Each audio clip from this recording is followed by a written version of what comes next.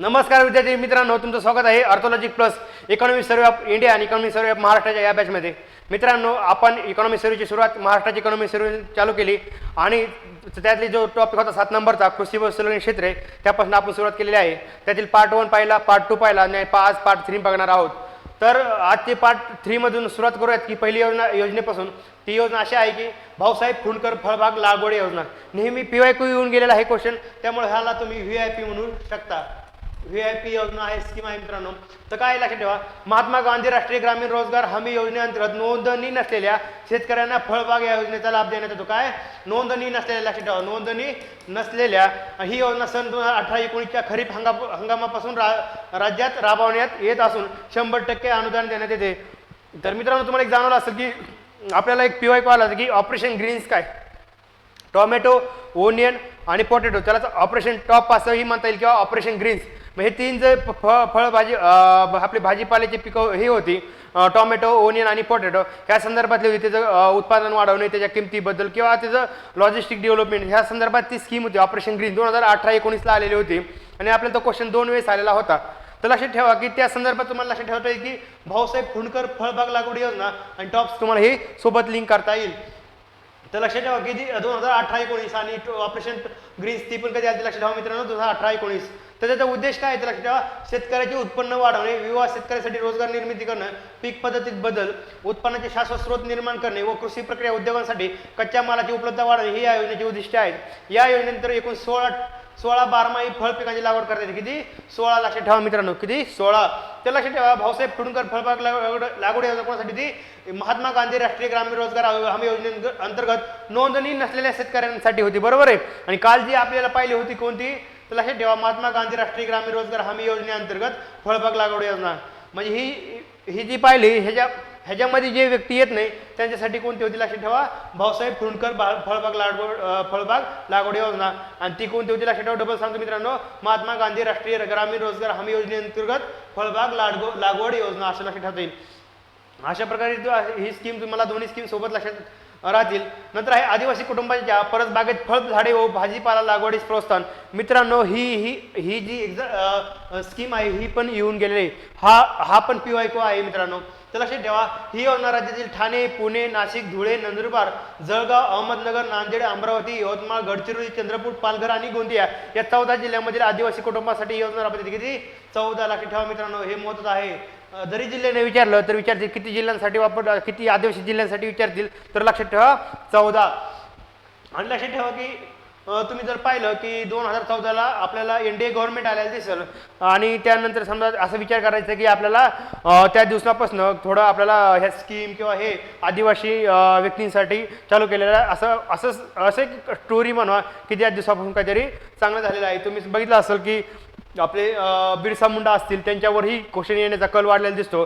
त्यांच्यावरही इन्फॉर्मेशन आपल्याला येणाऱ्या लेटेस्ट कालावधीमध्ये तुम्हाला जाणवं असेल मागील काही कालावधीमध्ये की त्याचा खूपच हे उल्लेख झालेला दिसतो. मग ते 2014 पासून असं समजा की NDA गव्हर्नमेंट आल्यापासून ते चर्चेत आलं जास्त असं लक्षात ठेवा. म्हणून 2014 असं लक्षात ठेवा आणि हे 14 ट्रायबल डिस्ट्रिक्ट असं लक्षात ठेवा, असं लक्षात ठेवता येईल. आणि मित्रांनो, तुम्हाला एक सांगतो की ऑब्झर्वेशन खूप गरजेचं आहे. तर हा क्वेश्चन जर पाहिलं तर कोकणमधले आपल्याला किती मित्रांनो सांगा लक्षात, कोकणमध्ये ठाणे आणि पालघर आहेत, पुण्यामधलं फक्त पुणे आहे, नाशिकमधलं काय तर नाशिकमधले 5ची जिल्हे आपल्याला त्या योजनेअंतर्गत दिसतील. नाशिक, पुण्यश्लोक अहिल्यानगर, धुळे, नंदुरबार, जळगाव, छत्रपती संभाजीनगरमधलं नांदेड आहे आणि अमरावतीमधलं अमरावती, यवतमाळ आहे, नागपूरमधली चंद्रपूर, गडचिरोली आणि गोंदिया आहेत. असे तुम्हाला डायरेक्ट विचारणार नाही मित्रांनो, पण तरीही तुम्हाला मी सांगितलं की कोणकोणते कसे आहेत ते लक्षात ठेवा. तर ह्याच्यामध्ये जर पाहिलं तर 14 हा आकडा लक्षात ठेवा. आणि हे ऑब्झर्वेशन काय सांगतो की कोणकोणत्या जिल्ह्यात, तुम्हाला एवढं तरी येईल की हे आहे सगळे काय तर आदिवासी जिल्हे आहेत आणि आदिवासी जिल्ह्यांमध्ये ही स्कीम राबवली गेली. कोणती? आदिवासी कुटुंबाच्या परसबागेत फळझाडे व भाजीपाला लागवडी प्रोत्साहन योजना. बरोबर आहे. किती? 14 लक्षात ठेवा मित्रांनो, बाकी काय नाही. आणि 14 ट्रायबल डिस्ट्रिक्ट. आता लक्षात ठेवा की एकच मिनिट हा, तर आपल्याला ह्याच्यावर पण PYQ आलेला होता, फळे, भाजीपाला व फळांची निर्यात आणि निर्यातीचे मूल्य. तर ह्याच्या संदर्भात विचारलं होतं की आपल्याला द्राक्षे असतील, केळी असतील, डाळिंब नव्हतं विचारलं, संत्री आणि आंबा हे 4 जणांची नावे दिली होती. लेटेस्ट 22चा का 23चा क्वेश्चन आहे मित्रांनो हा पण. तर लक्षात ठेवा की त्याच्याबद्दल विचारलं ते सगळ्यात जास्त निर्यात कोणत्या फळाची होते आणि तो क्रम लावायला विचारला होता. तर मित्रांनो तो क्रम आपण पाहूयात की लक्षात ठेवा कसा होता. लक्षात ठेवा भारताच्या बाबतीत काय होता आणि आपल्या महाराष्ट्राच्या बाबतीत काय होतं ते बघणार आहोत. ते लक्षात ठेवा सगळ्यात जास्त जे होतं लक्षात ठेवा मित्रांनो कशाची निर्यात झाली होती तर बनाना होती म्हणजे केळी होती, नंतर द्राक्षांची होती त्याला ग्रेप्स म्हणतो. आपल्याला पोमग्रेनेट जे डाळिंब आहे डाळिंबबद्दल विचारलं होतं आणि ऑरेंज त्यानंतर होते आणि नंतर होती मँगो. जर तुम्ही महाराष्ट्राच्या बाबतीत जर पाहिला तर सगळ्यात जास्त बनाना होती, नंतर ग्रेप्स होती, नंतर ऑरेंज, पोमग्रेनेट आणि मँगो म्हणजे त्याला काय म्हणतात आपल्याला केळी, द्राक्षे, संत्री आणि काय डाळिंब आणि आंबा. तर लक्षात ठेवा मित्रांनो हे तुम्हाला जाणलं असेल की लास्टचे दोन हे जी बी ग्रेप्स आणि बनाना आणि स्टार्टिंगचे यम हे दोन्ही तुम्हाला सेम दिसतील दोन्हीकडे म्हणजे बरं एक्सपोर्टमध्ये. तर तुम्हाला एक सांगितलं होतं की आपल्याला फळाखाली सर्व क्षेत्र कोणतं आहे तर आपण मी तुम्हाला एक बोललो होतो की मोगॅम्बो बरोबर आहे MOGAMBO बरोबर आहे मोगॅम्बो बरोबर आहे मोगॅम्बो बोललो होतो. तर त्या लक्षात ठेवा की ह्या मोगॅम्बोमध्ये लक्षात ठेवा की यम आहे बरोबर. पण इंडियामध्ये पुरतं बघा सध्या यम आहे ओ आहे जी पण आहे आणि बी पण आहे बरोबर आहे. आपल्याला काय आहे MG बरोबर आहे, एम आहे, ओ आहे, जी आहे आणि बी आहे असे चार आपल्याला दिसतील बरोबर आहे.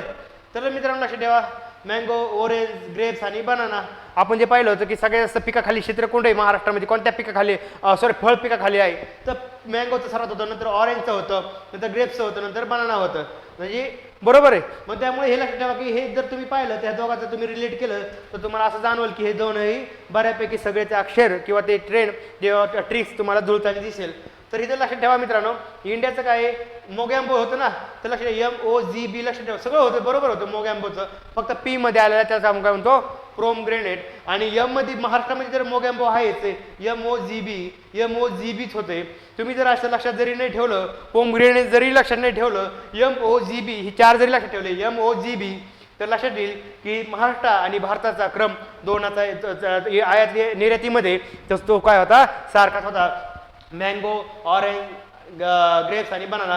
तर मित्रांनो हे जे होतं तर हा कला असा आहे ते लक्षात ठेवा मी असा ॲरो का दाखवले ते सगळ्यात जास्त बनाना होतं बरोबर. नंतर ग्रेप्स, ऑरेंज आणि मँगो मग हे सगळ्यात कमी काय ते लक्षात ठेवा मँगोचं आहे. म्हणजे तुम्हाला ट्रिक्स म्हणजे काय होतं मँगो हे फळपिकं खाली सर्वात जास्त असणारं क्षेत्राचं ठिकाण हे फळपिक आहे पण सगळ्यात कमी निर्यात होणारं मँगो आहे. म्हणजे कन्फ्यूज होऊ नका सगळ्यात जास्त निर्यात करणारं काय आहे फळपिकाखाली क्षेत्र मँगोचं आहे पण त्याच्या उलट जर पाहिलं आपल्याला तर लक्षात येईल की निर्यात होणारं जे निर्यातीत जर पाहिलं तर ते काय आहे मँगो हे कमी आहे. तर लक्षात ठेवा म्हणजे त्याचे आपली मोगॅम्बो कसं आहे की मोगॅम्बोच्या उलट करायचं म्हणजे ट्रेंडसाठी.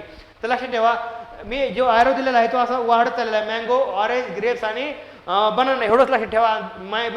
महाराष्ट्राच्या बाबतीत पण तेच आहे मँगो, ऑरेंज, ग्रेप्स आणि बनाना लक्षात ठेवा. मी गोष्टी रिपीट काय करतोय मित्रांनो ह्याच्यावर नेहमी क्वेश्चन येतात त्यामुळे ह्याला जास्त मी फोकस करतोय. तर लक्षात ठेवा मोगॅम्बोचं लक्षात ठेवा मोगॅम्बोच लक्षात ठेवा आणि फक्त मोगॅम्बोमध्ये इकडे काय होतं हे खाली सगळ्यात जास्त होतं आणि इकडे निर्यातीमध्ये सगळ्यात कमी होतं असं लक्षात ठेवा. इंडिया मोगॅम्बो MOGB महाराष्ट्र पण MOGB लक्षात ठेवा विसरणार नाही कन्फ्यूज होऊ नका. नंतर आहे शीतगृहासाठी काय आहे पाणलोट क्षेत्र विकास कार्यक्रम नैसर्गिक संसाधनांचे संरक्षण करून कृषी उत्पादकता वाढवणे हा पाणलोट विकास कार्यक्रमांचा उद्देश आहे. काय नैसर्गिक संसाधनांचे संरक्षण करून कृषी उत्पादकता वाढवणे हा पाणलोट विकास कार्यक्रमाचा उद्देश आहे. राज्यातील बहुतांश क्षेत्र पावसावर अवलंबून असल्यामुळे कोरडवाहू जमिनीची उत्पादकता वाढवणे, मातीची धूप थांबवणे, जमिनीतील ओलाव्याचे संवर्धन करणे व पाण्याचे संवर्धन करणे यासाठी योजना राबवण्यात येते. पाणलोट विकास कार्यक्रम पाणलोट शब्द आला त्या अंतर्गत सगळं येत आहे लक्षात ठेवा मित्रांनो.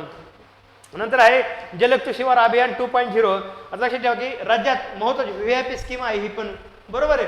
राज्यात जेव्हा आहे जानेवारी 2023 पासून जलयुक्त शिवार अभियान 2.0 राबवण्यात येत आहे बरोबर आहे. तर लक्षात ठेवा मित्रांनो 2022 ला आपल्याला काय करायचं होतं शेतकऱ्याचं उत्पन्न डबल करायचं होतं, त्याच्या नेक्स्ट इयर पासून म्हणजे 2023 पासून आपल्याला जलयुक्त शिवार अभियान 2.0 दिसती. आणि जलयुक्त शिवार अभियान जी होती 1.0 ती कधी होती डिसेंबर 2014 लक्षात ठेवा. डिसेंबर 2014 ते जलयुक्त शिवार 2.0 ती कधी लक्षात ठेवा. आपलं डबल शेतकऱ्याचं उत्पन्न डबल जेव्हा करायचं होतं ते 2022 त्याच्या 1 वर्ष नंतर, तर 2023 पासून 2.0 असं लक्षात ठेवा. तर हे जे काय आहे ते लक्षात ठेवा. महाराष्ट्र दुष्काळमुक्त करण्यासाठी ती योजना लॉन्च केली होती 2019 पर्यंत, महाराष्ट्र दुष्काळमुक्त करण्यासाठी. एवढंच लक्षात ठेवा, बाकीचं तुम्ही वाचून घ्या. लक्षात ठेवा, मुख्यमंत्री शाश्वत कृषी सिंचन योजना वैयक्तिक शेततळे. लक्षात ठेवा काय, मुख्यमंत्री शाश्वत कृषी सिंचन योजना वैयक्तिक शेततळे. मुसळधार पाऊस पडल्यावर नद्या नाले इत्यादीमधून वाहून जाणारे पाणी किंवा तलाव, विहिरी, बोर इत्यादी जलस्रोतामधून पाणी उपडण्यासाठी व शेतकऱ्यांच्या शेततळ्यामध्ये साठवण्यासाठी पायाभूत सुविधेच्या निर्मितीला प्रोत्साहन देणे या योजनेचे उद्दिष्ट आहे. या योजनेअंतर्गत वैयक्तिक लाभार्थ्यांना शेततळ्याच्या आकलनानुसार किमान 14,433 व कमाल 75 रकमेचे अनुदान दिले जाते.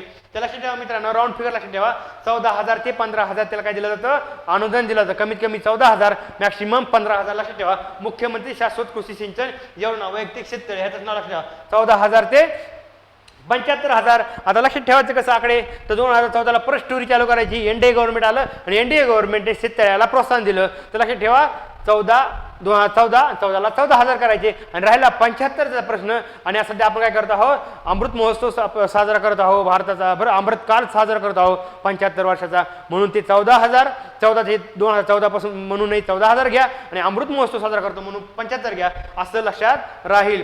डॉक्टर पंजाबराव देशमुख जैविक शेती अभियान. लक्षात ठेवा मित्रांनो, हे काय ते लक्षात ठेवा, सेंद्रिय शेती व विषमुक्त शेतीला चालना देण्याच्या उद्देशाने ही समूह आधारित योजना राज्यात सन 2019-20 पासून राबवण्यात येत आहे. काय समूह आधारित आहे म्हणजे कम्युनिटी बेस्ड आहे, म्हणजे इंडिपेंडेंट इंडिव्हिज्युअल एकाची नाही तर समूहात शेती करायची आहे. कधीपासून 19-20 पासून आहे. या योजनेअंतर्गत पात्र शेतकऱ्यांच्या गटांना सलग 3 वर्षे लाभ दिला जातो. पहिल्या टप्प्यात विदर्भातील बुलढाणा, अकोला, वाशिम, अमरावती, यवतमाळ आणि वर्धा या आपत्ग्रस्त जिल्ह्याचा समावेश केला आहे. या अभियानाचा कालावधी सन 2027-28 पर्यंत वाढवण्यात आला असून त्याची व्याप्ती राज्यभर वाढवण्यात आली आहे व अभियानाचे नामकरण डॉक्टर पंजाबराव देशमुख नैसर्गिक शेती अभियान असे करण्यात आले आहे. तर तुम्हाला जाणवलं की डॉक्टर पंजाबराव देशमुख हे तुम्हाला विदर्भाच्या साईडला तिकडले दिसतील. त्यामुळे तुम्हाला एक लक्षात ठेवायचं की डॉक्टर पंजाबराव देशमुख जे होते ते पण तिकडले जिल्हे बघा, वर्धा, वाशिम, अमरावती, यवतमाळ आणि अकोला आणि बुलढाणा. 2 लक्ष किती लक्षात ठेवा, किती 5 आहेत ना, असं लक्षात ठेवा. वर्धा आणि वाशिम, व पासून लक्षात ठेवा, वर्धा वाशिम, व पासून वर्धा वाशिम. अमरावती अकोला, पासून 2 आहेत, अमरावती अकोला. नंतर काय राहिलं, यवतमाळ आणि बुलढाणा.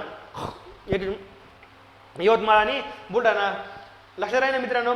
बघा, यवतमाळमध्ये व आहे, वाशिममध्ये व आहे, वर्ध्यामध्ये व आहे, जैविकमध्ये पण व आहे, असं काहीतरी लक्षात ठेवायचं. जैविकमध्ये पण व आहे, वाशिममध्ये व आहे, यवतमाळमध्ये व आहे आणि वर्ध्यामध्ये व आहे, ते लक्षात ठेवा. व दिसलं की जैविक शेती लक्षात ठेवायचं. का तर व्ही रिप्रेझेंट सगळ्यांना असं लक्षात ठेवायचं. व्ही म्हणजे त्याला व म्हणतो. व फॉर मग कसं लक्षात ठेवलं, अमरावती, यवतमाळ, अकोला, अमरावती असं पण लक्षात ठेवू शकतो. आणि बुलढाणा आपलं लक्षात ठेवा, वर्धा. बरोबर आहे, बुलढाणा आणि वर्धा असं लक्षात ठेवा. म्हणजे वर्धा, वाशिम, अमरावती, यवतमाळ, अकोला आणि बुलढाणा असे लक्षात ठेवा. हे किती जिल्हे, तर 6 जिल्हे आहेत. कन्फ्यूज होऊ नका. तुम्हाला आता सांगितलं जैविक पासून व वाले लक्षात ठेवा. वाशिम, यवतमाळ, वर्धा आणि अमरावती, यवतमाळ आणि बुलढाणा, अकोला असं लक्षात ठेवा. मी तुम्हाला हे रिपीट काय करतो मित्रांनो, काय होतं की असं काहीतरी वेगळं काहीतरी बनवलं, काहीतरी लावलं. मी आता समजा व पासून वाशिम, यवतमाळ केलं. त्यामुळे काय होतं की काही गोष्टी तुम्हाला लिंक करता येतात, त्यामुळे गोष्टी फॅक्ट्स लक्षात राहतात. आणि सगळ्यात महत्त्वाची गोष्ट म्हणजे बरेच जण म्हणतात की तुम्ही ट्रिक्स हे सांगतात, मग ट्रिक्स पण लक्षात ठेवायच्या का मित्रांनो. ट्रिक्स लक्षात ठेवायचे नसतात. ट्रिक्स 1-2 वेळा बोलल्या, काहीतरी मजेशीर केलं, आपोआप लक्षात राहतं. ट्रिक्स लक्षात ठेवण्याची गरज नसते. त्यामुळं ट्रिक्स बनवायचा हे लावा, सवय लावा. त्यामुळे तुम्हाला कसं बऱ्याच फॅक्च्युअल डाटा तुमचा पाठ होऊन जाईल. तर त्याचे बघा 2019-20 ते 27-28 असं ते 2019-20ला झाली आणि 27-28 पासून 3 वर्षासाठी केलेले आहे. तर लक्षात ठेवा, आपली जी टॉप योजना होती कधी होती, 2018-19ची. आणि टॉपच्या नंतर 19-20ला आपण पाहू शकतो ह्याला. बरोबर आहे. नंतर आहे डॉक्टर माननीय बाळासाहेब ठाकरे कृषी व्यवसाय व ग्रामीण परिवर्तन स्मार्ट प्रकल्प. लक्षात ठेवा, स्मार्ट प्रकल्प आहे. राज्यात स्मार्ट प्रकल्प दिनांक 23 मार्च 2020 पासून राबवण्यात येत आहे. आणि प्रकल्पाचे उद्दिष्ट महाराष्ट्रातील अत्यल्प व अत्यल्प भूदर्गत शेतकरी केंद्रित सर्वसमावेश आणि स्पर्धात्मक कृषी मूल्य साखळीचा विकासास बळ देणे आहे. तर लक्षात ठेवा डॉक्टर बाळासाहेब ठाकरे कृषी व्यवसाय व ग्रामीण परिवर्तन स्मार्ट प्रकल्प. आता स्मार्ट प्रकल्प कोणाच्या नावाने आहे? माननीय बाळासाहेब ठाकरे यांच्या नावाने आहे, बरोबर आहे. आणि तो कधी आला? 2020 ला आला. 23 मार्च लक्षात नाही ठेवलं तरी चालेल. किती? 2020 ला. लक्षात ठेवा 2020. मला सांगा 2020 क्रिकेट खेळताना बघत असणार, 2020 क्रिकेट कोण बघतं? स्मार्ट लोक बघतात. बघा स्मार्ट लोक काय म्हणतो, क्रिकेट बघून लोक स्मार्ट होतात. कसं म्हणजे बॉल फेकायचा, कधी बॅटिंग करायची, त्यातनं काय होते की प्लॅनिंग कसं तयार करतो. धोनीचं बघा कसं प्लॅनिंग करतो. म्हणजे स्मार्ट लोक काय करतात? क्रिकेट खेळतात. मग त्याचं उदाहरण तुम्हाला धोनीचं दिलं तर तो काय स्मार्ट. मग स्मार्ट कुठं? क्रिकेट. आणि क्रिकेटचं सगळ्यात फास्ट म्हणजे क्रिकेट खेळण्याचं जो हे गेम आहे तो 2020 आहे, लक्षात ठेवा. आणि 2020 मॅच कुठे खेळली जाते? आपल्या सगळ्यात जास्त मॅचेस कुठे खेळल्या जातात? वानखेडे स्टेडियमवर महाराष्ट्रामध्ये, लक्षात ठेवा. मग वानखेडे स्टेडियम कुठे आहे? मुंबईमध्ये. आणि मुंबईमध्ये दबदबा कोण होता? माननीय बाळासाहेब ठाकरेंचा. असं लक्षात ठेवायचा. Smart Balasaheb Thackeray, 2020 match, smart लोक, धोनी, वानखेडे स्टेडियम असं सोबत केलं की तुम्हाला ही स्कीम स्मार्ट प्रकल्पाची विसरणार नाही. की का? तर स्मार्ट लोक क्रिकेट खेळतात, असं लक्षात ठेवा. नानाजी देशमुख कृषी संजीवनी प्रकल्प, तर हवामान प्रतिरोधक शेती प्रकल्प, त्यालाच काय म्हणतात? पोकरा. आता काय तर राज्याच्या 16 जिल्ह्यामध्ये हवामान प्रतिरोधक शेती आणि अल्पभूधारक शेतकऱ्यांचा नफा वाढवण्यासाठी राज्य शासनाकडून हा उपक्रम राबवण्यात येत आहे. हा प्रकल्प राज्यातील 5220 गावांमध्ये राबवण्यात येत आहे. या प्रकल्पाअंतर्गत शेतकऱ्यांना व शेतकऱ्यांच्या उत्पादक संस्था व शेतकरी गट, स्वयंसहाय्यता गट यांना आर्थिक सहाय्य, तसेच मृदा व जलसंधारणाची कामे, शेतशाळा, क्षमतावर्धन, कृषी हवामान सल्लागार सेवा इत्यादीसाठी अर्थसहाय्य पुरवले जाते. तर लक्षात ठेवा नावातच काय कृषी संजीवनी म्हणजे त्या बऱ्यापैकी सगळ्या गोष्टी शेतीसाठी जे लागते ते सगळं त्याच्यामध्ये येत आहे. मृदा, जलसंधारण, शेततळे, क्षमतावर्धन, कृषी हवामान म्हणजे काय? कृषी संजीवनी म्हणजे काय? शेतीला संजीवनी द्यायची. शेती संजीवनी किंवा कृषी संजीवनी म्हणू शकता. तर लक्षात ठेवा किती जिल्ह्यामध्ये? 16 जिल्ह्यामध्ये. किती? 16. आदिवासी किती पाहिले होते? 14 जिल्ह्यावर पाहिले होते. कृषी संजीवनी 16ची, लक्षात ठेवा, बरोबर आहे. आणि पोकरा काय? पोकराचा लॉंग फॉर्म असा आहे, प्रोजेक्ट ऑन क्लायमेट रिसायलेंट ॲग्रिकल्चर. पोकराचा आपला सहज लॉंग फॉर्म विचारला जाऊ शकतो. काय? प्रोजेक्ट ऑन क्लायमेट रिसायलेंट ॲग्रिकल्चर, असं लक्षात ठेवा. 10,000 शेतकरी उत्पादक संस्थांची निर्मिती व प्रोत्साहन. काय करते? काय आहे लक्षात ठेवा. केंद्र शासन ही योजना सन 2020-21 पासून राबवत आहे. या योजनेची उद्दिष्टे शाश्वत उत्पन्नाभिमुख शेतीच्या विकासात चालना देण्यासाठी सर्वसमावेशक पद्धतीला प्रोत्साहन देणे, संस्थानाचे कार्यक्षम, किफायतशीर आणि शाश्वत वापराद्वारे उत्पादकता वाढवणे, नवीन शेतकरी उत्पादक संस्थांना कृषी व उपक्रम व्यवस्थापनाच्या सर्व बाबींमध्ये 5 वर्षापर्यंत सहाय्य करणे. किती? 5 इयर्सपर्यंत सहाय्य देणे, आर्थिकदृष्ट्या व्यवहार्य आणि आत्मनिर्भर होण्यासाठी कृषी शेतकरी उत्पादक संस्थांची उद्योजकता कौशल्य विकसित करण्यासाठी क्षमतावर्धन करणे ही आहे. तर मित्रांनो लक्षात ठेवा उत्पादक संस्थांची निर्मिती व प्रोत्साहन एक प्रकारे काय आहे? शेतकऱ्याचे उत्पन्न डबल करणे, त्या रिलेटेड काही गोष्टी लागतील त्यासाठी हे स्कीम आलेली होती, लक्षात ठेवा. तर ती कधी आली? 2020-21 ला. ती का तेव्हा तिला असं लक्षात ठेवायचं की 2022 ला आम्हाला शेतकऱ्याचं उत्पन्न डबल करायचं होतं. मग त्याच्या अगोदर हे यावं लागलं ना. मग ही कधी आली? 20 आणि 21 ला, असं लक्षात ठेवा. प्रधानमंत्री सूक्ष्म खाद्य उद्योग उन्नयन योजना ही योजना राज्यात एक जिल्हा एक उत्पादन तत्व सन 2020-21 ते सन 2024-25 या 5 वर्षाच्या कालावधीसाठी राबवते. वरची पण किती होती? 5 इयर. ही पण किती आहे मित्रांनो? 5 इयरसाठी आहे. 20-21 ते बरोबर आहे किती? 24-25 साठी आहे, लक्षात ठेवा. आता प्रधानमंत्री सूक्ष्म खाद्य उद्योग उन्नयन हे पण काय? एक जिल्हा एक उत्पादन. मग काय होतं? ह्याच्यातूनही शेतकऱ्याचं उत्पन्न डबल होण्यासाठी हातभार लागला असता. म्हणून ती पण 2022चं जे आपलं माइलस्टोन इयर आहे की डबल करण्याचं, त्याच्या अगोदर 20-21 असं लक्षात ठेवायचं असते. त्याची सुरुवात महाराष्ट्र मुख्यमंत्री कृषी व अन्न प्रक्रिया योजना. काय? मुख्यमंत्री कृषी व अन्न प्रक्रिया योजना राज्यात सन 2017-18 पासून सलग 5 वर्ष मुख्यमंत्री कृषी व अन्न प्रक्रिया योजना राबवण्यात येत आहे. तर लक्षात ठेवा 2017-8 मला सांग 7 पहिलं लक्षात ठेवा 7 आणि 5 12 म्हणजे कुठं येते? परत संपते 22 पैसे संपत आहे. म्हणजे लक्षात ठेवा त्यांना काय करायचं? कृषी व अन्न प्रक्रिया योजना कधी केली? 17-18 चालू केली ना. मग 17-18 5 वर्ष झाले तर 2022 येते. म्हणजे उद्देश होता आमचा की शेतकऱ्याचं उत्पन्न डबल करायचं, तो कुठेतरी साध्य होणार होता. म्हणून लक्षात ठेवा 22च्या पुढे 5 वर्ष यायचं. किती होतं? 2017 असं लक्षात ठेवायचं. किती? राज्य सन 2017-18 पासून सलग 5 वर्ष मुख्यमंत्री कृषी व अन्न प्रक्रिया योजना राबवते आहे. कृषी उत्पन्नाची गुणवत्ता वाढवण्यासाठी आधुनिक तंत्रज्ञानावर आधारित प्रकल्पांना प्रोत्साहन देणे, निर्यातीला प्रोत्साहन देणे, कृषी व अन्न प्रक्रिया करण्यासाठी कुशल मनुष्यबळ निर्माण करणे व ग्रामीण भागात लघु आणि मध्यम कृषी व अन्न प्रक्रिया प्रकल्पाद्वारे रोजगार निर्मिती करणे ह्या योजनेचे उद्देश आहे. प्रक्रिया म्हणलं की तिथं रोजगार निर्मिती ही येते. तर लक्षात ठेवा. आणि आपली मी लिंक केवढं केलं? 2022 सोबत पण लिंक केलं. आणि ऑपरेशन टॉप होती, ऑपरेशन ग्रीन होती 2018-19ची, त्यासोबतही तुम्हाला लिंक करता येईल. त्याच्या अगोदर त्या रिलेटेड तुम्हाला दिसता येईल. ती होती ऑपरेशन ग्रीन होती 2018-19 आणि किती? 2017-18 बरोबर आहे. अन्न प्रोसेस करायचं कृषी व अन्न प्रक्रिया कायची करायची टोमॅटो ओनियन आणि पोटॅटो ह्यावर प्रक्रिया करण्यासाठी आधी उद्योग आला आणि नंतर प्रक्रिया केली असं लक्षात ठेवा. 17-18ला उद्योग आला प्रक्रियेचा आणि 18-19ला आपल्याला ऑपरेशन ग्रीन्स त्यालाच आपण टॉप म्हणतो ती आलेली दिसेल. टॉप म्हणजे टोमॅटो ओनियन आणि पोटॅटो PYQ नेहमी येऊन गेलेले आहेत. 2 PYQ त्याच्यावरती.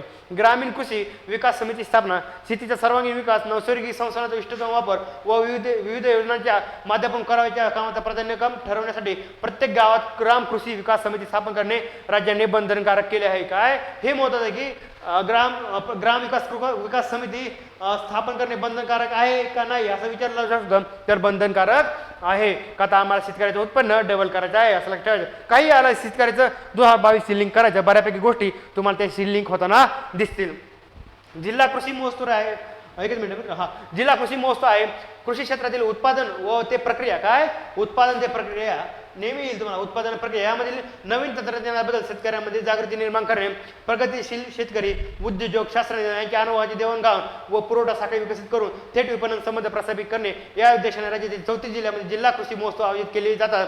कृषी महोत्सव आयोजित करण्यासाठी प्रति जिल्हा 20 लाख अनुदान वितरण करण्यात येते. कृषी प्रदर्शने परिसंवाद कार्यशाळा धान्य महोत्सव थेट विपणन खरेदीदार विक्रेते यांचे संमेलन शेतकऱ्याचा सन्मान इत्यादी या महोत्सवाच्या प्रमुख गोष्टी आहे. म्हणजे कृषी महोत्सव तुम्ही पाहिला असेल बारामती इकडे बारामतीला होतो किंवा बाकीच्या गोष्टी जिल्ह्यांमध्ये पण पाहिला असेल कृषी महोत्सव भरतात. मग त्यामध्ये काय आहे सगळे लोक शेतकरी उद्योग शास्त्रज्ञ सगळे लोक तिथे येतात आणि काय करतात कृषीबद्दलचं डिस्कशन तिथे होतं. तर 34 जिल्हे आणि 20 लाख अनुदान दिलं जातं. प्रत्येक जिल्हा किती अनुदान दिलं जातं 20 लाख आणि जिल्हे किती लक्षात ठेवा मित्रांनो 34 जिल्हे तुम्हाला कॉमन दिसल.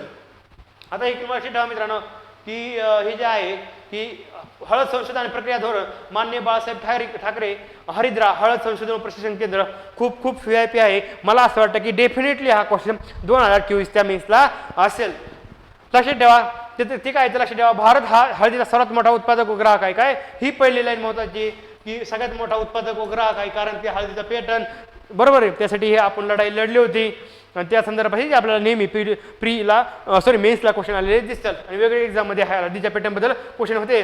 ते लक्षात ठेवा. भारत काय आहे सर्वात मोठा उत्पादक व ग्राहक पण आहे. उत्पादक पण आहे आणि ग्राहक पण आहे. राज्यातील हळद पिकाखाली क्षेत्र देशाच्या हळद पिकाखाली क्षेत्राचे सुमारे 25% आहे. म्हणजे किती 25% म्हणजे देशाचं जर 100% असेल टोटल त्यातील आपल्या देशाच्या 25% आम्ही काय आहे आम्ही भार उचलतो. कोण हळदीचा आम्ही म्हणजे महाराष्ट्र. हळदीचे उत्पादन प्रक्रिया विपणन व निर्यातीला अडचण दूर करण्यासाठी शेतकऱ्यांना मदत करण्याच्या उद्देशाने 22 सप्टेंबर 2022 मध्ये राज्याचे हळद संशोधन आणि प्रक्रिया धोरण सन 2022-27 जाहीर करण्यात आले. कधी लक्षात ठेवा 22-27 शेतकऱ्याचे उत्पन्न डबल कधी करायचं होतं 22ला. हळद पण एक प्रकारचे प्रोडक्ट आहे जगभरात त्याची मागणी आहे आणि तिथं जर उत्पादन घेतलं शेतकऱ्याचे उत्पन्न आपोआप वाढणार. मग 22ला जोडून आले 22 ते 27 आपली कोणतीही पॉलिसी जवळपास 5 वर्षासाठीच असते. मग हळद आलं कधी 2022 ते 27 आणि 22ला काही आले शेतकऱ्याचं उत्पन्न डबल. त्यासोबत आम्ही लिंक करा हळद पण.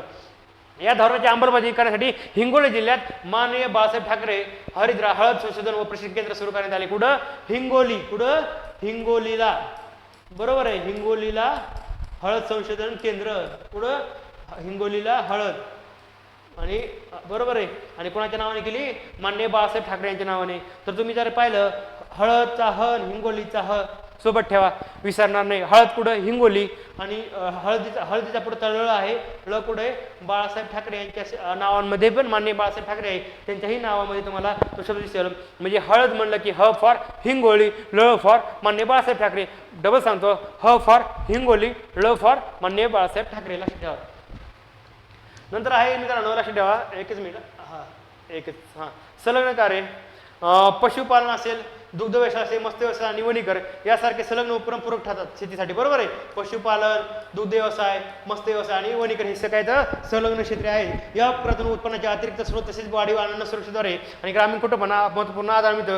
हे उपक्रम काय करतात भूमिहीन मजूर अल्पभूधारक शेतकरी आणि महिलांसह वंचित घटकासाठी रोजगाराच्या संधी निर्माण करून ग्रामीण आर्थिक विकास निर्माणात लक्षणीय योगदान देतात. हा मुद्दा खूपच महत्त्वाचा आहे मित्रांनो. इंटरव्ह्यू रायटिंग निबंध सगळीकडे येतो. खूप म्हणजे काय की हे जे संलग्न जे ॲग्रिकल्चर रिलेटेड बिझनेसेस ते काय करतात भूमिहीन मजूर असतील अल्पभूधारक शेतकरी असतील आणि महिलांसह वंचित घटकासाठी रोजगाराच्या संधी निर्माण करतील. तर विचारलं इंटरव्ह्यूला की ग्रामीण जीवन ग्रामीण जीवनाबद्दल तुम्हाला जाणवं असेल की ग्रामीण जीवनामध्ये इकॉनॉमिकल कंडिशन खूप वीक असते, तर ग्रामीण भारताचा विकास जर करत असेल तर मेजर एरिया काय इंटरव्ह्यू जर सहज सांगितलं की आमचे ग्रामीण भागातले जे भूमिहीन मजूर असतात, अल्पभूधारक शेतकरी असतील आणि महिलासह जे वंचित घटक असते त्यांना जर आम्ही पशुपालन, दुग्ध व्यवसाय, मत्स्य व्यवसाय आणि वनीकरणामध्ये जर मार्गदर्शन केलं आणि गव्हर्नमेंट त्याच्या स्कीम लॉन्च केल्या आणि त्यांना जर तसं व्यासपीठ उपलब्ध करून गेलं तर नक्कीच त्यांचं उत्पन्न वाढेल आणि ग्रामीण भारत ते जर डेव्हलप झाले तर लक्षात ठेवा आपोआपच ग्रामीण भारतही डेव्हलप होईल आणि त्याचा भारताच्या विकासात खूप मोठा असा वाटा म्हणजे मोलाचा वाटा असेल. असं म्हणजे काहीतरी तुम्हाला म्हणलं ना की अभ्यास करत असताना लिंक करता आला पाहिजे. मला सांग ही गोष्ट तुम्ही इंटरव्ह्यूमध्ये टाकू शकता, रिटर्नमध्ये टाकू शकता, निबंधामध्ये पण आहे किंवा आता असं आपल्याला ऑब्जेक्टिव्हमध्ये पण आहे. अशी हे म्हणलो ना अशी चौकस नजर पाहिजे आपली. त्यामुळे तुम्हाला म्हणलो ना चौकस नजर ठेवून केलं ना अभ्यास पण इंटरेस्टेड वाटतं. तुम्हाला जाणवं असेल तिसरं लेक्चर आहे इकॉनॉमी सर्वे करतोय असं वाटलंच नाही पाहिजे. एकदम काहीतरी पिक्चर चालू आहे, काहीतरी फॅक्ट्स चालू आहे, काहीतरी ॲनालिसिस चालू आहे. एकदम इंटरेस्टिंगली घ्या. हे सगळ्यांच्या ना डेली लाईफचा भाग आहे. शेतकऱ्याची मुलं असतील किंवा शहरातली मुलं असतील, प्रत्येकाला कुठं शहरात जरी राहत असली तर ग्रामीण भागाशी संपर्क येतो बघा. त्यामुळे असं लक्षात ठेवा. लक्षात ठेवानंतर पशुगणना 2019 नुसार राज्यातील पशुधन, तर आपल्याला हाही क्वेश्चन आपल्याला विचारला होता की पशुधननुसार महाराष्ट्राचा रँक भारतामध्ये किती आहे, तो 7वा होता. ते आपल्याला क्वेश्चन येऊन गेला. तुम्हाला जर जाणलं असेल की आजच्या PDF मध्ये कंटिन्यू तुम्हाला क्वेश्चन आलेले दिसतील. आणि मित्रांनो तुम्हाला सांगतो की आताही लेक्चर थोडं जमलं तर 1 तासापर्यंत जाईल, 45 मिनिटापर्यंत संपवण्याचा प्रयत्न करतो. मे बी त्याच्या पुढे जाईल. पण माझं असं म्हणणं आहे की ॲग्रिकल्चर हा जो टॉपिक आहे कृषी व संलग्न क्षेत्र हा तुम्हाला भूगोलामध्ये पण कामाला येतो, पर्यावरणामध्ये पण कामाला येतो, अर्थशास्त्रामध्ये पण कामाला येतो आणि कृषीमध्ये पण कामाला येतो. जवळपास 4 म्हणजे विषयामध्ये कामाला येतो. त्यामुळे मी तुम्हाला सांगतो ह्या टॉपिकला जास्त वेटेज दिलेला आहे.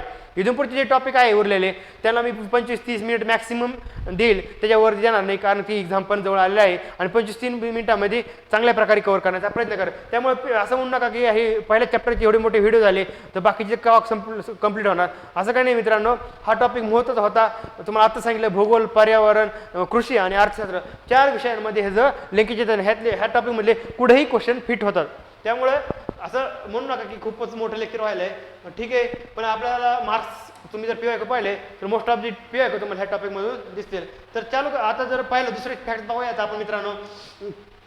आज जर थोडी तब्येत ठीक नव्हती, थोडा आवाज थोडा हे होत असेल त्याबद्दल तुमची माफी मागतो. हा आता सांग विचारले पशुगणना 2019 नुसार राज्यातील पशुधन. तर लक्षात ठेवा मित्रांनो की पशुधन बद्दल आपल्याला विचारलंय ना, तर एकच मिनिट थोडं हां पशुधन विचारलंय तर आपल्याला लक्षात ठेवा की सगळ्यात जास्त असं जर विचारलं चार्ट बघा तुम्ही 2012ची इन्फॉर्मेशन 19ची, तर तुम्हाला असं जाणवलं की सगळ्यात जास्त काय आहे पशुधन आपल्याकडे गाई व बैल आहेत, नंतर काय आहेत शेळे आहेत, नंतर म्हशी व रेडे आहेत, सगळ्यात कमी काय आहेत मेंढ्या आहेत. सेम इकडे पॅटर्न आहे गाई व बैल, शेळे, म्हशी व रेडे आणि मेंढ्या. त्या आकडेवारी लक्षात ठेवू नका. परत ट्रेंड विचारलं असं होतं की सगळ्यात जास्त काय सगळ्यात कमी काय. लक्षात ठेवा गाई व बैल सगळ्यांकडे लागतो, कंपल्सरी लागतो. शेतामध्ये काम करायला बैल लागतो, गाई पण लागते दुधासाठी. शेळी हा ते एक जोडधंदा म्हणून केला असतो. मोस्ट ऑफ तुम्हाला शेळी दिसेल आणि म्हशी व रेडे रिलेअरली वापरतात ॲज कम्पेअर टू तिथं, आणि मेंढ्या तुम्हाला सगळ्यात कमी दिसतील. बरोबर आहे.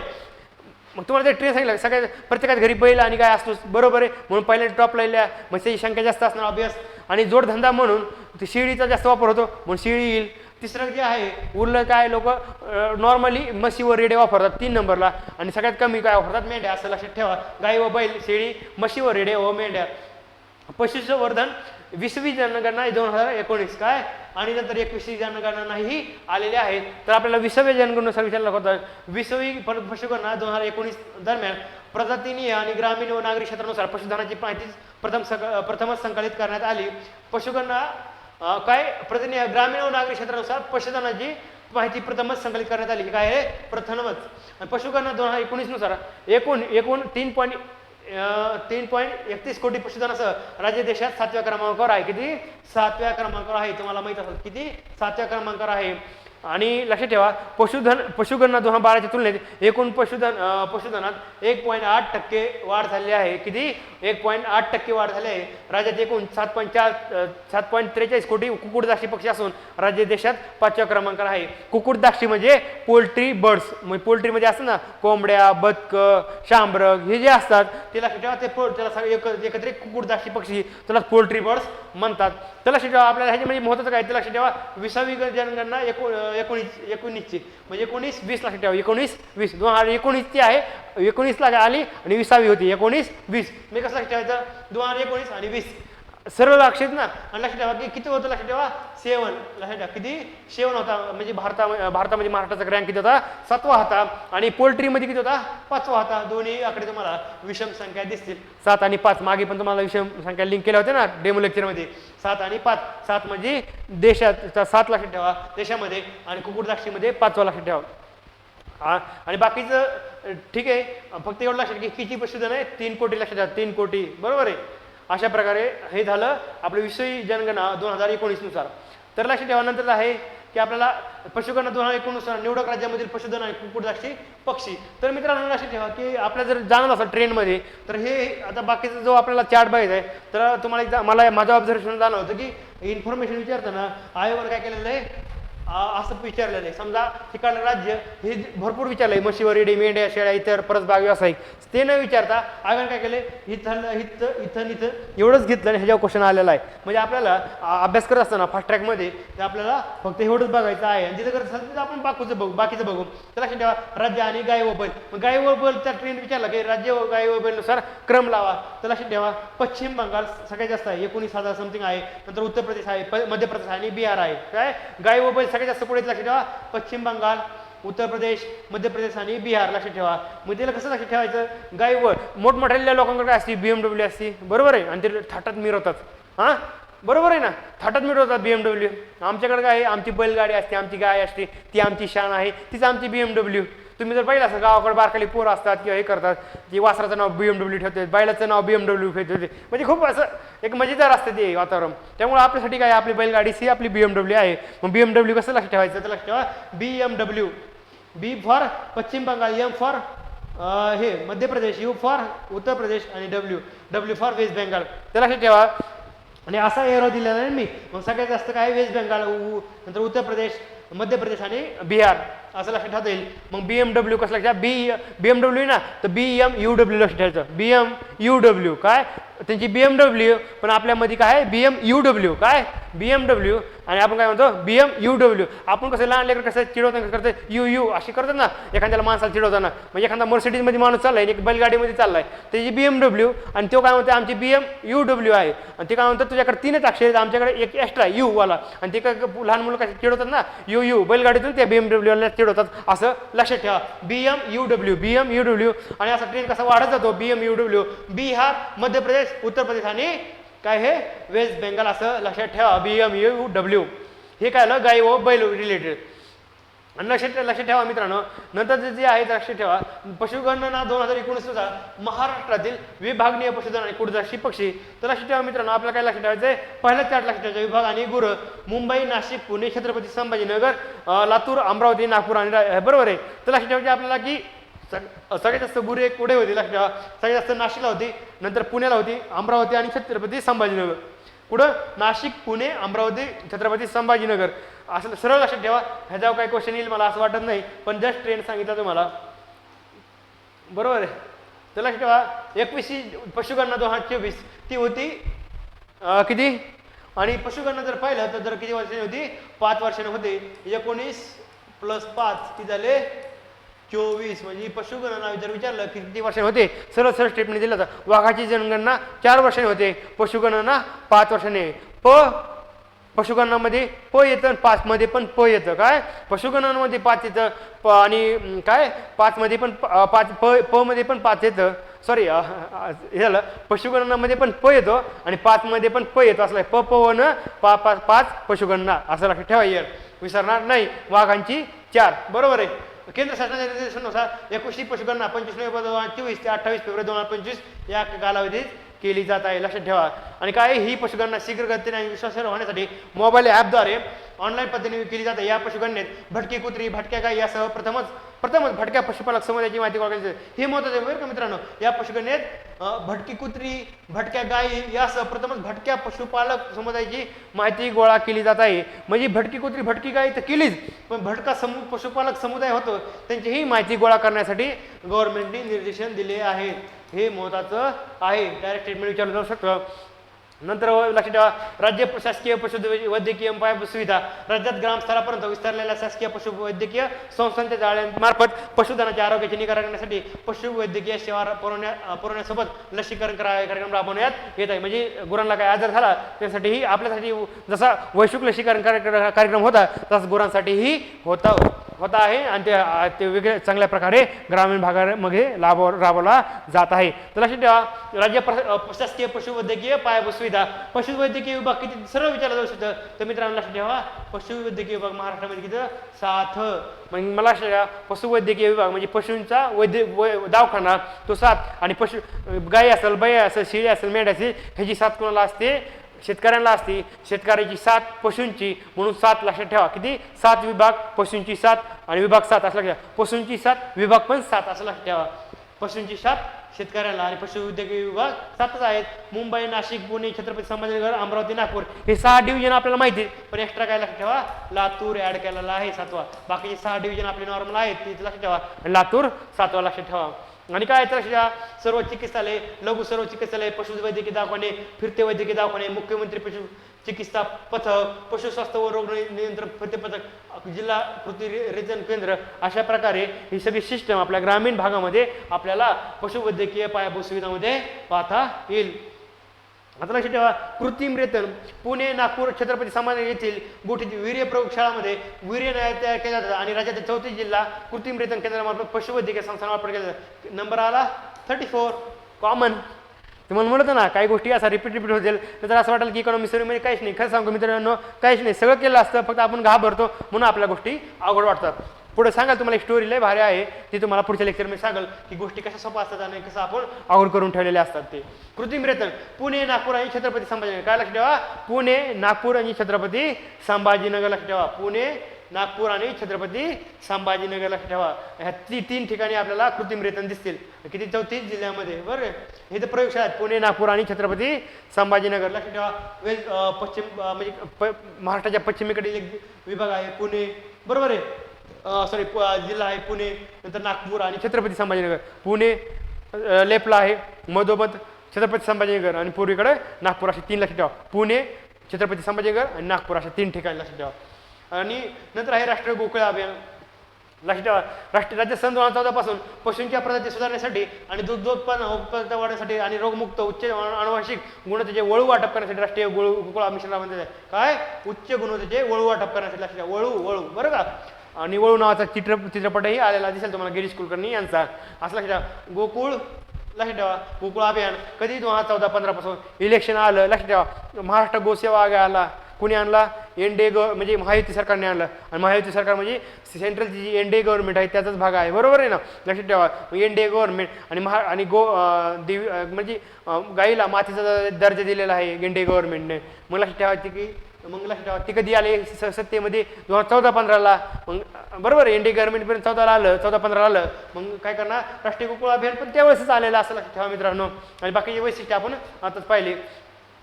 नंतर लक्षात ठेवा राष्ट्रीय पशुधन अभियान बरोबर आहे गोकुळ अभियान पशुधन अभियान पशुधन विमा योजना हे तुम्हाला सगळे 14-15ला दिसेल. काय गोकुळ अभियान पशुधन अभियान आणि विमा योजना का तर गाय आणली बरोबर आहे ते आपलं काय आहे पशुधन आहे आणि पशुधन असल्यामुळे त्याला काय पाहिजे त्याचा विमा पाहिजे त्याला त्याची काळजी घेण्यासाठी असं लक्षात ठेवा. गोकुळ अभियान पशुधन अभियान विमा 14-15 लक्षात ठेवा. राष्ट्रीय पशुधन अभियान कधीच आहे केंद्र शासनाने सन 2014 पासून सामाजिक आणि आर्थिकदृष्ट्या दुर्बल घटका व्यतिरिक्त दुर्बल घटकांकरिता चुकून आलं व्यतिरिक्त तर दुर्बल घटका करीता आहे म्हणजे त्यांच्या सहित आहे. मेंढ्या शेळी कुक्कुट डुक्कर पशुधन विमा पशुखाद्य व वैरण विकास कौशल्य विकास तंत्रज्ञान हस्तांतरण आणि पशुसंवर्धन विस्तार कार्य या संबंधित योजना एकत्र करून राष्ट्रीय पशुधन अभियानास सुरुवात केली.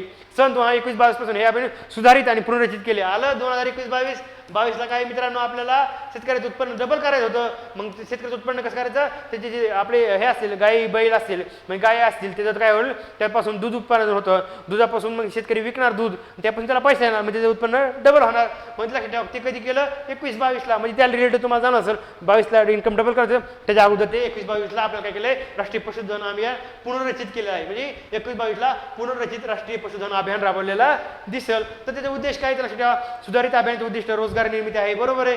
रोजगार निर्मिती उद्योजकता विकास म्हणजे बरोबर आहे. मला सांगा रोजगार निर्मिती म्हणजे कसं, मला सांगा जर ते दूध दिलं एखाद्या डेअरीला दिलं तर डेअरीला येणारा एक ड्रायव्हर लागेल, ते कलेक्ट करायला एखादा मुलगा लागेल, ते उचलायला एक माणूस लागेल, त्या तो दूध नेलं जिल्ह्यात ठिकाणी मग तिथे ते प्रोसेसिंग व्हायला एक मशीन लागेल, ती मशीन चालवायला चांगला ऑपरेटर लागेल, मग त्याला काय लागलं कौशल्य लागलं, त्याला कौशल्य लागेल, तिथे पण काय होईल तो रोजगार निर्माण होईल. मग तिथं काय होईल तो एक प्रकार तिथे त्या जे हे असतं मशीनचा जो मालक असतो तो उद्योग म्हणजे काय असतो एक एखादा उद्योजक असतो. मग ते काय होईल युवा उद्योजक नवीन कन्सेप्ट आली, मग तो काय असं समजा की तो युवा उद्योजक आहे. पण मला रोजगार निर्मिती झाली, उद्योजक झाला, प्रति पशु उत्पादकता वाढवणे म्हणजे प्रति पशु उत्पादकता वाढवणे म्हणजे पशुचं ते दूध 4 लिटर निघतं ते 8 लिटर कसं निघेल, 6 लिटर कसं निघेल ते बघायचं. आणि असंघटित क्षेत्रामध्ये उत्पादित होणाऱ्या उत्पादनांना विक्री करता संघटित क्षेत्राशी जोडणे हा एक आहे महत्त्वाचा. काय असंघटित क्षेत्रामध्ये उत्पादित होणाऱ्या उत्पादनांना विक्री करता संघटित क्षेत्राशी जोडणे हा आहे. पुनर्रचित राष्ट्रीय पशुधन अभियानाची पशुधन व कुक्कुट प्रजाती विकास, पशुखाद्य व वैरण विकास आणि नाविन्यपूर्ण योजना व विस्तार अशा 3 उपअभियान आहेत. कोणती लक्षात ठेवा, पुनर्रचित राष्ट्रीय पशुधन अभियानाची पशुधन व कुक्कुट प्रजाती विकास आहे, पशुखाद्य व वैरण विकास आहे, नंतर नाविन्यपूर्ण योजना व विस्तार अशी 3 उपअभियाने आपल्याला पाहता येतील. नंतर आहे पशुधन विमा योजना 14-15ची. मग महाराष्ट्र पशुधन विकास मंडळातर्फे राज्यात सन 2014-15 पासून पशुधन विमा योजना राबवण्यात येत आहे. या योजनेचा मुख्य उद्देश नैसर्गिक आपत्ती असेल, अपघात अथवा रोगामुळे झालेल्या पशूच्या आकस्मिक मृत्यूमुळे होणाऱ्या नुकसानापासून पशुधारकांना संरक्षण देणे आहे. पशुधन विमा योजना बरोबर ना, आपण ह्या आपत्ती अपघातातच विमा वापरतात ना, हे तर कॉमन सेन्स आहे. आपल्याला फक्त काय लक्षात ठेवायचं आहे इयर. पशुधन विमा योजना 2014-15, राष्ट्रीय पशुधन अभियान 2014-15 आणि राष्ट्रीय गोकुळ मिशन जे आहे गोकुळ अभियान ते पण 14-15 आणि इंडिया गव्हर्नमेंट आल्यापासून ती योजना आल्यात असं लक्षात ठेवायचं. 14-15 लक्षात ठेवा. गोकुळ पशुधन विमा हे सगळं 14-15. फक्त लक्षात ठेवा राष्ट्रीय पशुरोग नियंत्रण कार्यक्रम जो होता लक्षात ठेवा, लाळ्या खुरकोत ब्रुसेलिसिस हे लक्षात ठेवा बरं का. हे ह्याच्यावर क्वेश्चन PYला आला की ब्रुसेलिस कशामुळे, लाळ्या खुरकोत कशामुळे होतो, बायोटेक्नॉलॉजीला मेन्समध्ये विचारला होता, तुम्ही पाहून घ्या ते काय आहे ते. त्यामुळे तुम्हाला म्हणतो ना PYQ करणं खूप महत्त्वाचं आहे. लाळ्या खुरकत कशामुळे होतं असा क्वेश्चन आलेला होता. तर ज्यावेळेस आपण जर वेळ असता 5-6 महिन्याला एक्झाम आपला सहज जर त्यावेळेस जर आपण इकॉनॉमिक्स वगैरे काही वाचला असेल की जुन्यामध्ये पण हीच इन्फॉर्मेशन आहे, तर आपण जर सर्च केला तर लाळ्या खुरकत आजार काय, ब्रुसेलिस काय, तर आपल्या पहिल्या गुगल सर्च केलं की 2-4 लाईनीमध्ये उत्तर भेटलं असतं. हा आपल्याला मेन्सला क्वेश्चन आला दिसतो GS4ला, लाळ्या खुरकत कशामुळे होते.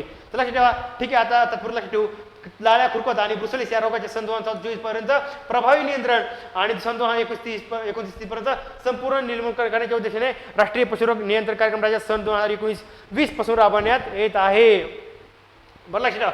कधी सुरू झाला तो 19-20ला, त्याच्या 5 वर्षांनी 19 ते 24 5 वर्षांनी काय करायचं, त्याला हे करायचं, काय करायचं प्रभावी नियंत्रण करायचे, फक्त कंट्रोल करायचे. आणि निर्मूलन कधी करायचे परत 5 वर्षांनी. बरोबर आहे, 25 सन 5 30 बरोबर आहे असं करायचं. बघा 19-20 बरोबर आहे, 19 5 24 परत काय होते, परत 5 ॲड केले 24 म्हणजे 29. आणि इकडे जर पाहिलं तुम्ही 20 मध्ये 5 ॲड केले 25 होतात आणि ह्या 25 मध्ये 5 ॲड केले तर 30 झालेले दिसतील. म्हणजे 5 19-20 + 5 बरोबर आहे. परत काय करायचं 24-25 + 5. पहिल्या 5 म्हणजे काय करायचं, फक्त नियंत्रण करायचं, नंतर काय करायचं निर्मूलन. बरोबर आहे, नियंत्रण आधी निर्मूलन नंतर. 19-20 लक्षात राहील मित्रांनो, नंतर 24-25 आणि नंतर 29-30. आणि 19-20 कसं लक्षात ठेवायचं मित्रांनो, आपली टॉप योजना होती 2018-19ची, त्यानंतर 19-20 त्यासोबत आलेलं आहे राष्ट्रीय पशुरोग नियंत्रण कार्यक्रम आपल्याला दिसेल. त्या लक्षात ठेवा.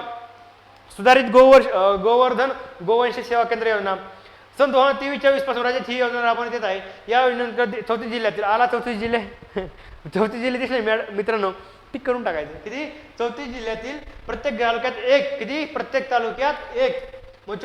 याप्रमाणे गोवर्धन गोवंश सेवा केंद्र स्थापन करणे प्रस्तावित आहे. या योजनेचा उद्देश दूध उत्पादन, शेतीची कामे, पशुपादास व जेवण याकरिता उपयुक्त नसलेल्या गायी बैल यापासूनची काळजी घेणे आहे.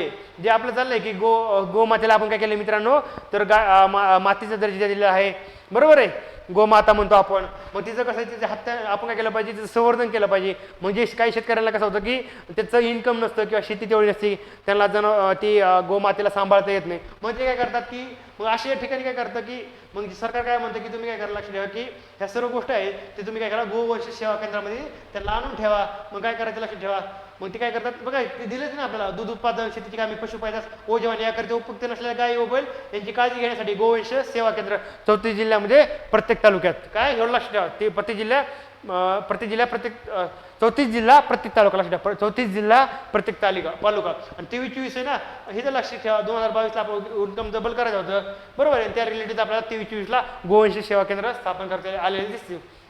नंतर आहे मित्रांनो महाराष्ट्र गोसेवा आयोग, राज्यामध्ये पशूंचे संवर्धन, संरक्षण आणि कल्याण करण्यासाठी आणि त्यासाठी कार्यरत असणाऱ्या संस्थांचे परीक्षण करण्यासाठी महाराष्ट्र गोसेवा आयोग अधिनियम 2023 लागू करण्यात आला. कधी 23लाच काय आलेलं आहे, महाराष्ट्र गोसेवा आयोग कधीचा 2023चा लक्ष ठेवा अधिनियम. मग बरोबर आहे, मग गोसेवाची काळजी घेण्यासाठी गाय आणि बैलाची 23लाच मग काय आलं पाहिजे मित्रांनो, गोवर्धन सेवा केंद्र, गोवंश सेवा केंद्र 23-24 आलं का, लिंक करता दोन गोष्टी. आणि बाकीचं काय ते वाचून घ्या, एवढं बाकीचं काय त्या रिलेटेड आहे ते तुम्हाला कॉमन सेन्स नाही सुटेल, ते वाचत नाही मी आत्ता. फक्त 23 लक्षात ठेवा, महाराष्ट्र गोसेवा आयोग 2023, महाराष्ट्र लोकसेवा आयोग नाही म्हटलं बरं का, महाराष्ट्र गोसेवा आयोग. आणि महाराष्ट्र गोसेवा अधिनियम कधीचा आहे, 2023चा. विदर्भ आणि मराठवाड्यातील विभागातील दुधाचे उत्पादन वाढवण्यासाठी विशेष प्रकल्प, राज्य शासनाने राष्ट्रीय दुग्ध विकास मंडळ व mother dairy fruit and vegetable private limited यांच्या संयुक्त विद्यमानाने विदर्भ व मराठवाडा 11 जिल्ह्यामध्ये दूध उत्पादन वाढवण्यासाठी हा विशेष प्रकल्प सुरू केला. लक्षात ठेवा, काय लक्षात ठेवा, कोणाकोणाच्या उद्यमानाने राष्ट्रीय दुग्ध विकास मंडळ आणि mother dairy fruit and vegetable private limited, हे दोघं महत्वाचे आहे. राष्ट्रीय दुग्ध विकास मंडळ मंडळ, mother dairy fruit and vegetable private limited यांच्या संयुक्त विद्यमानाने विदर्भ मराठवाड्यातील 11 जिल्ह्यामध्ये दूध उत्पादन वाढवण्यासाठी हा विषय प्रकल्प सुरू केला. मराठवाडा विदर्भातील किती मित्रांनो, 11 जिल्ह्यामध्ये, लक्षात ठेवा विदर्भ मराठवाड्यातील 11 जिल्ह्यामध्ये आपल्याला दिसेल दूध उत्पादन वाढवण्यासाठी. आणि कोण कोण होते, राष्ट्रीय दुग्ध विकास मंडळ होतं, mother dairy fruit and vegetable private limited, लक्षात ठेवा, हे तुम्ही लक्षात ठेवू शकता. आणि काय करायचंय या प्रकल्पांतर्गत वैरण विकास कार्यक्रम, दर्जेदार पशुखाद्य पुरवणे, पशुखाद्यपूरक आहार, खनिज मिश्रणे पुरवणे, तसेच घरपोच कृत्रिम सेवा, लसीकरण, गुचिड व गोमांसाचे निर्मूलन, वंध्यंत व उपचार शिबिरे इत्यादी पशुवैद्यकीय सेवा समाविष्ट आहेत. नंतर लक्षात ठेवा मित्रांनो, मुख्यमंत्री पशु स्वास्थ्य योजना, राज्यातील ग्रामीण भागामध्ये अतिदुर्गम डोंगरा आणि आदिवासी गावांमध्ये पशुवैद्यकीय सेवा उपलब्ध करून देण्याकरिता फिरते पशुवैद्यकीय दवाखाने स्थापित करणे. काय, फिरते पशुवैद्यकीय दवाखाने स्थापित करणे हा योजनेचा मुख्य उद्देश आहे. काय, मुख्यमंत्री पशु स्वास्थ्य योजना काय, लक्षात ठेवा, एवढंच लक्षात ठेवा, राज्यातील ग्रामीण भागामध्ये अतिदुर्गम डोंगरा आणि आदिवासी गावांमध्ये पशुवैद्यकीय सेवा उपलब्ध करून देण्याचा फिरते पशुवैद्यकीय दवाखाने स्थापित करणे कोणाचा उद्देश आहे, लक्षात ठेवा, मुख्यमंत्री पशु स्वास्थ्य योजनेचा. मग बाकीचे काय त्या संदर्भातले काही गोष्टी आहेत त्या प्रोव्हाइड, म्हणजे पशु स्वास्थ्य रिलेटेड काही गोष्टी आहेत ते प्रोव्हाइड करण्यासाठी काय काय केलं हे खालच्या लाईनमध्ये दिलं आहे. वैरण विकास म्हणजे काय, पशुधनाला आवश्यक असलेल्या पौष्टिक खाद्य उपलब्ध व्हावे यासाठी वैरण विकास योजना राबवली आहे. आपल्याकडे गावाकडे पेंड्या असतात ना, ज्वारी बाजरी, त्याला काय म्हणतात, वैरण म्हणतात. बऱ्याच जणांना ग्रामीण भागातील मुलं असतात त्याला वैरणचा हा अर्थ कळत. लक्षात ठेवा, वैरण म्हणजेच ज्वारी बाजरीच्या पेंड्या, ते आणि ते काय करतो, पशुखाद्य असतं बरोबर आहे. म्हणजे आहे राजे यशवंतराव होळकर महामेश योजना, राज्यातील भटक्या जमाती काय क प्रवर्गातील लाभधारकांना मेंढीपालनासाठी प्रोत्साहन देणे हे राजे यशवंतराव होळकर महामेश योजनेचा उद्देश आहे. महत्वाची योजना आहे, लक्षात ठेवा, राज्यातील भटक्या जमाती बरोबर आहे प्रवर्गातील लाभधारकांना मेंढीपालनासाठी प्रोत्साहन देणे हा राजे यशवंतराव होळकर महामेश योजनेचा उद्देश आहे. या योजनेत मेंढी गटासाठी 20 मादी प्लस 1 नर, काय 20 मादी प्लस 1 नर सुधारित प्रजातीच्या नर मेंढ्याचे वाटप, मेंढीपालनासाठी पायाभूत सुविधा उपलब्ध करून देणे व संतुलित खाद्य उपलब्ध करून देणे यासाठी 75% अनुदान. तर कुट्टी केलेल्या हिरव्या चाऱ्याचे मुरघास बनवण्याकरिता घासड्या बांधण्याचे यंत्र खरेदी करणे व पशुखाद्य कारखाने उभारणे यासाठी 50% अजून अनुदान. आता लक्षात कसं ठेवायचं, लक्ष ठेवा की आपलं काय करायचे, मेंढी पालनासाठी पायाभूत सुविधा उपलब्ध करून देणे व संतुलित खाद्य उपलब्ध करून देण्यासाठी यासाठी 75% पायाभूत सुविधा त्यासाठी 75%. आणि दुसरं जे आहे, कुटी केलेल्या हिरव्या चाऱ्याचे मूळ घास बनवण्याकरिता घासड्या बांधण्याचे यंत्र खरेदी करणे व पशुखाद्य कारखाने उभारणे यासाठी 50% अनुदान. म्हणजे इन्फ्रास्ट्रक्चरसाठी 75, बरोबर आहे, इन्फ्रास्ट्रक्चर महत्वाचं आहे म्हणून सगळ्यात जास्त तिकडे 75% अनुदान. आणि 50% अनुदान जे आहे त्यासाठी तर ते यंत्र खरेदी करणे किंवा पशुखाद्य कारखाने यासाठी 50% अनुदान दिलेलं आहे. लक्षात ठेवा, इन्फ्रास्ट्रक्चर 75 आणि कारखान्यासाठी 50%. लक्षात ठेवा, इन्फ्रास्ट्रक्चरसाठी महत्त्वाचं आहे कारण इन्फ्रास्ट्रक्चर सगळ्यात महत्त्वाचं असतं म्हणून त्या 75% आणि कारखाने 50%. लक्षात ठेवा, राजे यशवंतराव होळकर महामेश योजना. नंतर आहे कुक्कुट विकास. तर एकच 30 सेकंदाचा ब्रेक घेतो पाणी पिण्यासाठी, एकच मिनिट मित्रांनो.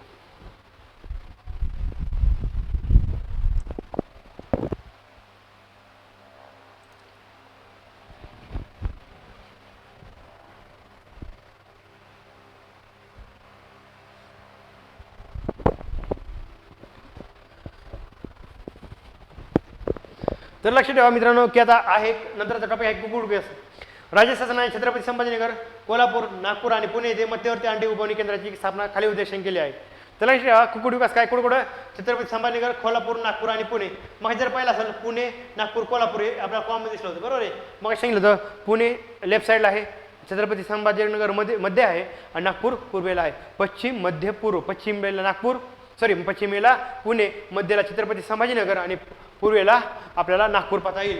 आणि मध्ये काय आहे लक्षात ठेवा कोल्हापूर ह्यामध्ये एक एक्स्ट्रा आहे कुक्कुट विकासामध्ये.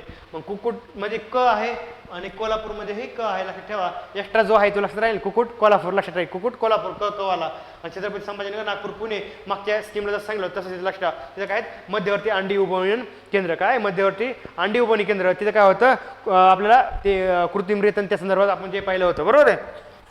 नंतर आहे पशुपालक शेतकऱ्यासाठी किसान क्रेडिट कार्ड योजना. तुम्हाला तर माहिती आहे किसान क्रेडिट कार्ड काय आता नेहमी क्वेश्चन येतो अल्पमुदतीसाठी दिलं जातं एवढंच लक्षात ठेवा कारण की त्यावर नेहमी स्टेटमेंट आलेले आहेत. हेच पशुधन करणाऱ्या शेतकऱ्यांना दुग्धजन्य प्राणी कुक्कुटदाक्षी पक्षी सीव मेंढी यांच्या देखभालीसाठी अल्पमुदती कर्ज सुविधा उपलब्ध करून देणे ह्या योजनेचा मुख्य उद्देश आहे. म्हणजे पशुपालक शेतकऱ्यासाठी किसान क्रेडिट बरोबर आहे. एवढं जरी लक्षात आलं पशुपालकांसाठी काय किसान क्रेडिट म्हणजे काय अल्पमुदतीचं कर्ज देणे एवढंच लक्षात ठेवा. आणि प्रमुख पशुधन उत्पादने लक्षात ठेवा जे आपला ट्रिक्स होती लक्षात ठेवा मित्रांनो की आपण ट्रिक बनवली होती की पहिल्या की मास महाराष्ट्र किती आहे इंडियामध्ये, दूध उत्पादन म्हणजे अंडी उत्पादन किती. तर लक्षात ठेवा मित्रांनो तर मी डायरेक्ट सांगतो की लक्षात ठेवा मास उत्पादनात किती तिसरा आहे, दूध उत्पादनात 5वा आहे आणि अंडी उत्पादनात 7वा आहे. तर किती 3, 5, 7 मी म्हणलो होतो माई आईला आपण काय म्हणतो काही जण माई म्हणतात माई मला दूध आणि अंडी दे. मग मी म्हणलो होतो मा फॉर मास दूध आणि अंडीचं अंडी लक्षात आहे माई दूध आणि अंडी दे. मग 3, 5, 7 सांगितलं मास 3 नंबरला आहे, दूध 5 नंबरला आहे आणि अंडी 7 नंबरला आहे बरोबर आहे. किती अंडी 7 नंबरला आहे. मला लक्षात ठेवा मास माई दूध आणि अंडी दे. मग मुलाला तुम्हाला डेमोमध्ये सांगितलं होतं की मग मास माई दूध अंडी दूध होऊ शकतं. तर लक्षात ठेवा माईचं लक्षात राहील ना दूध अंडी लक्षात ठेवा. दूध आपण रेग्युलर वापरतो म्हणून ते दूध सेकंड नंबरला ठेवा. अंडी कधीतरी खातो म्हणून सगळ्यात शेवट ठेवा. 3, 5, 7 लक्षात ठेवा विषम अंक आणि इकडे माई दूध आणि अंडी दे. माई मास 3 बरोबर आहे. माईपासून मास लक्षात ठेवता येईल आपल्याला. किती तिसरा रँक, दुधाचा 5वा रँक आणि अंडीचा 7वा रँक असं लक्षात ठेवा येईल. आणि जे लोकर आहे लोकर उत्पन्नात पण आपण काय महाराष्ट्र हा 3रा नंबरला आहे इंडियामध्ये. किती तिसरा. लोकरमध्ये जर पाहिलं तर लोकर 3रा क्रमांकाला. लोकरमध्ये ल आहे. ल बघा जर असा केला उलटा केला तर 3 सारखा दिसतो असं लक्षात ठेवा. लोकर ल असा करायचा तिरपा 3 सारखा दिसतो लक्षात ठेवा. तेही विसरणार नाही. माई दूध आणि अंडी दे 3, 5, 7 लक्षात राहील. लोकर ही लक्षात राहील. पुढे येणारच आहे आपल्या लोकरचा रँक पण आताच सांगतो इथेच. तर ठीक आहे मित्रांनो आज आपण इथेच थांबूयात. थोडं मला ही आवाज तब्येत ठीक नाही. ठीक पहिल्या चॅप्टरला थोडा वेळ लागेल आणखी थोडं छोटं सेशन होईल आपलं. 3 सेशन लागत होती पण ठीक आहे 4थं सेशनही लागेल पण करूयात कारण की खूप महत्त्वाचा टॉपिक आहे. आणि तुम्हाला सांगतो मित्रांनो डबल सांगतोय GS 1, 2, 3चे पेपर केले नसतील ॲटलिस्ट मी म्हणतो 20 ते 23 तरी बागून जा. किती 20 ते 23 GS 1, 2, 3चे 4 प्रत्येकाचे 4 16 पेपर 48 पेपर आहेत ना त्यातले ॲटलिस्ट प्रत्येक पेपर GS 20 ते 23 20, 21, 22, 23 असे GS 1, 2, 3चे 4चे 4 जरी पाहिले 4, 16 आणि इकॉनॉमिक्स सर्व्हिसचे आपले लेक्चर एवढं जरी पाहून गेलं तरी मिनिमम तुम्ही एवढं पहा आणि एवढं करा. मेन्सला तुम्हाला 100% खूप चांगला फायदा होईल. माझं तर म्हणणं आहे 20 ते 20 कशाला करा ना स्ट्रेच. महत्त्वाची ड्रीम पोस्ट पाहिजे ना कारण काय होत नाही मित्रांनो किती वेळ लागते एक पेपर काढायला 1 तास खूप होतो. आणि तुम्हाला एक सांगतो मित्रांनो 23 पासून मागं जर चाललं ना आता मी बॅच घेतली मला अनुभव आहे माझ्या बॅचच्या विद्यार्थ्याला अनुभव आला आहे. 23, 22, 21, 20 पर्यंत थोडा त्रास होतो की वेळ जातो. नंतर तुम्हाला खोटं नाही सांगत 40-50 मिनिटामध्ये 60 मिनिटामध्ये पेपर उरकतात वाचून घ्यायचे. आणि तुम्हाला मी सांगितलेलं आहे तर मी सांगतो की कराच म्हणजे शक्य असेल नाही कराच. मी पहिल्यापासून तेच सांगतोय POKच्या बॅचला पण सांगितलं आहे खूप महत्त्वाचं आहे इम्पॉर्टंट आहे. 2012 ते 2023चे प्रत्येक GSचे 12 पेपर असे 48 पेपर दररोज 2-2 जरी केले ना एक्झामला आज जवळपास 22 दिवस बाकी 21 दिवस बाकी. नंतर तुम्ही 2-2 जरी केले नंतर कधी 3 कधी 4 केले तरी काही प्रॉब्लेम नाही. दिवसातून 4 पेपर जरी डोळ्या खालून घातले तरी तुमची जर 12 दिवसात जरी एक्झाम राहिली असेल 12 चौक 48 4 पेपर तरी होऊ शकतात ना 4 घंटे. आणि माझं असं म्हणणं दिवसाला 10-12 घंटे अभ्यास करत असेल त्याचे 4 घंटे जर POK देत असाल काहीही नुकसान नाही मित्रांनो. कारण की PY खूप डिसाइडिंग फॅक्टर आहे रिझल्टचा. तुम्हाला आता नाही मी तुम्हाला खोटं नाही तुम्ही खरंच करा म्हणजे एक्झाम झाल्यानंतर पश्चाताप करण्यापेक्षा माझं मी आपली टॅगलाईन आहे, मी आपल्या ग्रुपला पण टाकली, टेलिग्राम ग्रुपला, दोन्ही बॅचला, की पश्चाताप करण्यापेक्षा PYQ करा, कारण की पश्चाताप करावं लागणार नाही. बरेच मुलं म्हणतात की अरे PYQ केलं असतं तरी आपले क्वेश्चन बरोबर आले असते. हे नेहमीच आहे. मी म्हणतो कशाला नंतर ते वाक्य बोलायचं, असं बोला की PYQ केल्यामुळे माझा रिझल्ट आला, हे वाक्य बोलायला पाहिजे. की PYQ केले असते तर माझा रिझल्ट आला असता, हे वाक्य खोडून टाका आणि आता हे करायचं की PYQ केल्यामुळे माझा रिझल्ट आला, असं लक्षात ठेवा. ठीक आहे, आज इथे थांबूया. ऑल दी बेस्ट राज्य सेवा मुख्य परीक्षा 2024साठी. आणि तुम्हाला एकच सांगतो, भीती वाटली तर एकच सांगायचं स्वतःला, त्या दिवशी पण सांगितलंय की माउंटेन ड्यूची जाहिरात होती ना, की डर के आगे जीत है. काय डर के आगे जीते, सारखं स्वतःला सांगायचं भीती वाटायला लागली की काय डर के आगे जीते. ठीक आहे, थँक्यू.